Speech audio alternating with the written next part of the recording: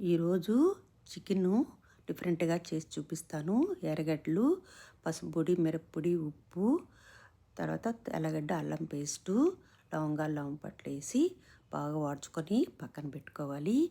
ఇవి కోడి neck, liver, heart, కందనకాయలు.